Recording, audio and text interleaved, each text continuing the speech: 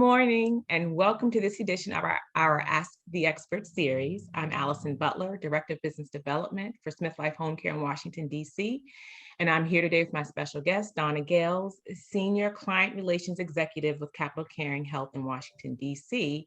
In just a moment, I'll introduce Donna and have her talk a little bit about her role.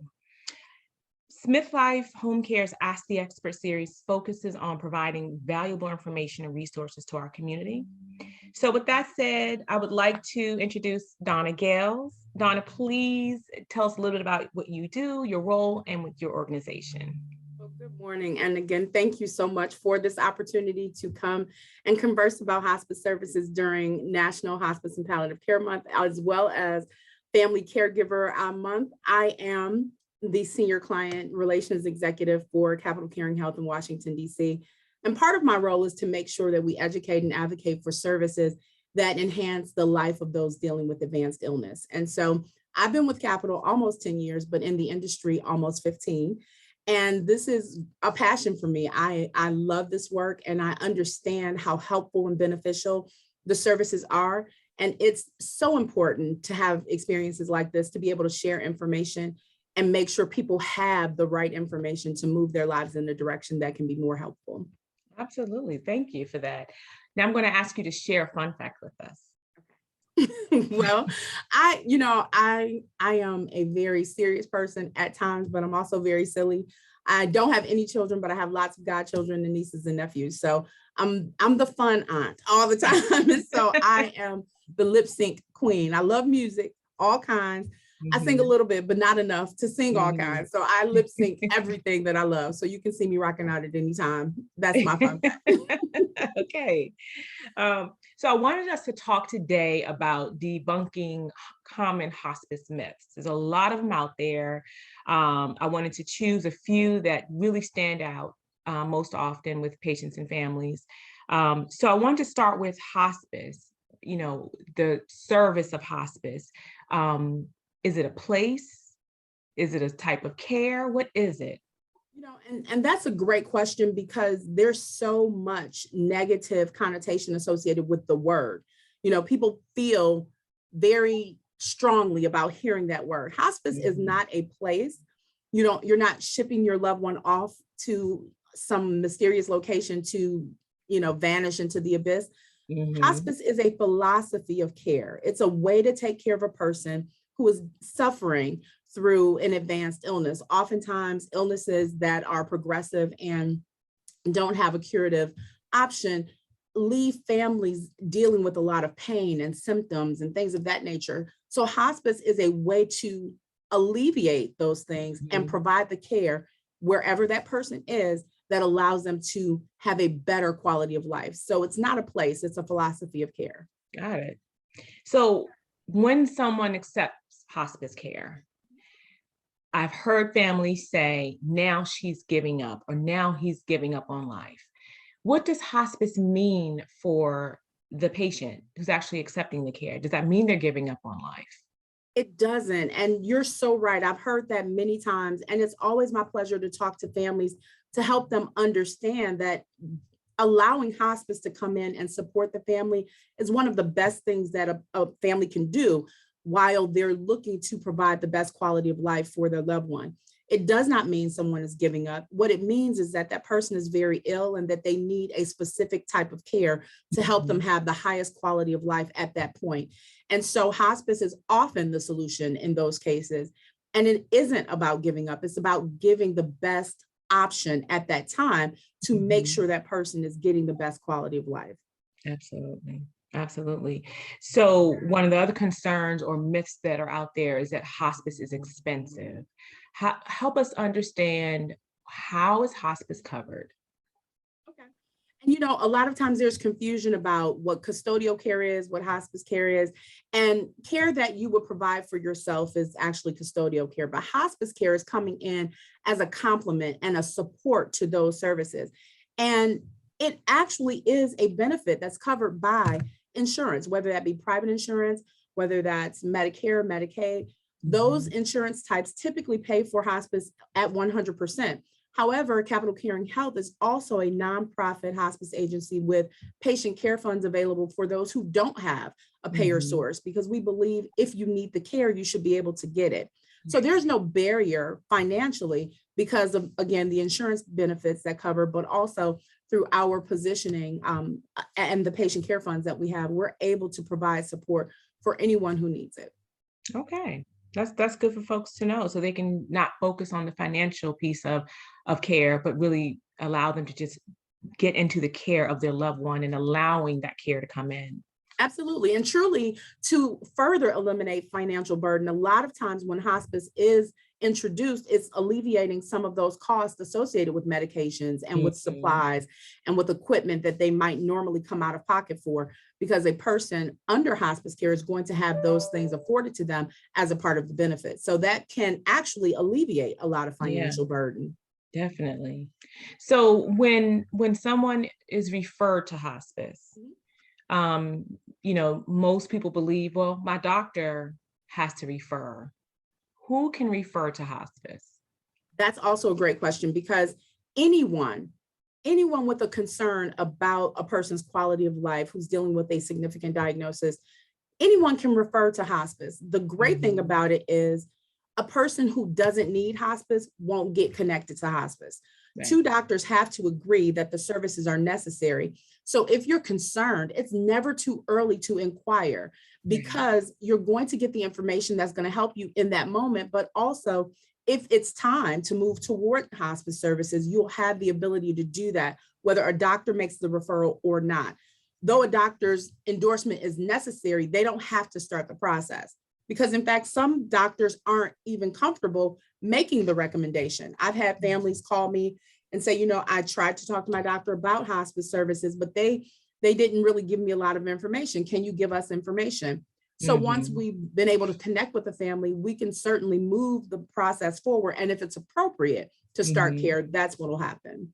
Okay. All right. So this is one that I hear probably most often is hospice care is only for people who have cancer.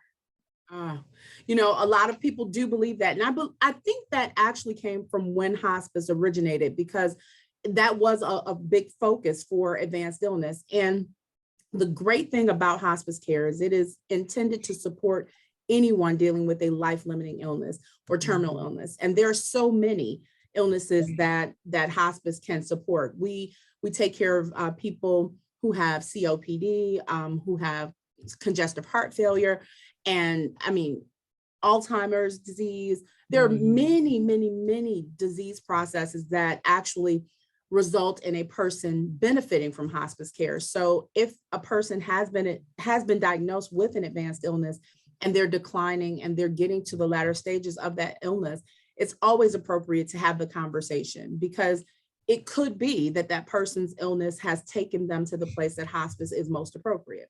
So, Absolutely. there's a lot of diseases that can actually be supported. So it's not just for Yes. cancer. Yeah, and that's so good to know for the community at large. It's not just cancer. Um, so once a patient enters hospice care, there's a myth that they can never leave. Once they're in hospice, they have to stay. What is the truth behind that? That is awesome that you asked that, because what many people don't know is that while hospice is intended to provide at least 6 months of care, people can remain on hospice as long as the disease process is continuing and that they are evidence to benefit from that service. So once a person is on hospice care, they're going to be cared for by the hospice team for as long as it's appropriate. To Mhm. that end, there are people who have graduated from hospice services, meaning that they stabilized to the place where that level of focused care was no longer necessary, and they were able to be discharged and continue to move through their life and be supported. And when it became time again for that person to need more focused support, they were able to come back onto our care. So Mhm. hospice is not always the final stop. Hospice is great care to support a person at a time that they need it. And that's how it's delivered. And that's how you can move through the hospice service and also be supported with whatever you need at that time. It Right. isn't, it isn't a one-way street. Thank you for that. So where can hospice be provided? Hospice is provided anywhere a person calls home. So there's a lot of people who believe that because a person is referred to hospice services, it can only happen at a facility level, or that Mhm. hospice is a facility. Hospice is provided wherever a person calls home, whether that be in a community, a long-term care community, whether it be at an assisted living or at your private home in a regular neighborhood or community setting. We've Mhm. actually even cared for someone in a homeless shelter. Wherever a person calls home, we're going to come and deliver that care. However, hospice does have 4 levels of care, which are routine, Mhm. continuous, GIP or general inpatient, as well as respite. And some people may get confused with the general inpatient level of care, which is provided typically through Capital Caring Health at a standalone location, but that Yeah. isn't intended to be a residential location. It's to manage an acute symptom and get that person back to where they live so that routine hospice care can continue. Absolutely. That's a great explanation. So once the patient dies, does hospice care end? It doesn't. The care is continuing because that family has had a loss. And loss is Mhm. difficult. Even when it's expected, it's difficult. And so, as a part of the care and the team, bereavement services are extended to the family who's experienced that loss. And we understand that even though the loss takes place, it may not be instantaneous that that family reaches out for support. Some people are still numb. Some people are processing. Mhm. Some people cannot even think about connecting with bereavement care at the time of the loss. But it's good to know that 13 months beyond the time of the physical loss, that provider is still there to make sure the family is still getting the comfort that they need. Good. That's helpful because you're right. There are times when they need it right away, and then there are times when they wait 6 months and then they're reaching out. And it's important to know they have that ability. Absolutely. Um, for our families, help explain to us what their role is in the care of the patient. Once hospice comes in, one of the myths is that hospice takes over and we have to do whatever they tell us to do. What does the family have to look forward to in terms of caring for their loved one? And it's important for people to know that hospice is a part of the care team. We're never taking over. You're still the driver. You are still the family is going to be the lead in the care. That Mhm. person that we're caring for, we are being given the privilege of partnering in care. We do not take over. Sometimes what's misunderstood is that when hospice comes into play, that we will take over everything. And that isn't the Mhm. case because we're coming in to provide education, to Right. provide support, to provide additional care. But the primary care is still with the family. That primary Mhm. custodial care, the care that a person would give themselves if they were able, is still the responsibility of the family. We're coming in to empower that family with all of the things that they need to ensure that their loved one is cared for in the best way at that very delicate time of their life. So we're a Mhm. team. We are not taking over, and we are listening to see how we can be helpful and conversing to make sure that we are all on the same page, committed to the care of that person who needs the service. Absolutely. Well, Donna, it has been a pleasure having you with us today. Debunking these common hospice myths is so important to get the education out there to our community so they understand what hospice is and what it isn't. Absolutely true. We unfortunately don't access hospice as readily as we should. And there's so many people who could benefit from the extra care. And every opportunity that I have to share information, I will always take it because we have so much to offer through Mhm. hospice and palliative care. And the word hospice really gives a lot of Mhm. people, a feeling of negativity. And anytime we can share how wonderful the service is, I'm happy to do that. We would love to see more people take advantage of hospice care because it really does improve their situation. Absolutely. Well, thank you for being a champion for hospice care and palliative care. Folks, thanks for tuning in to this edition of Ask the Expert. I'm Allison Butler. Have a fantastic day.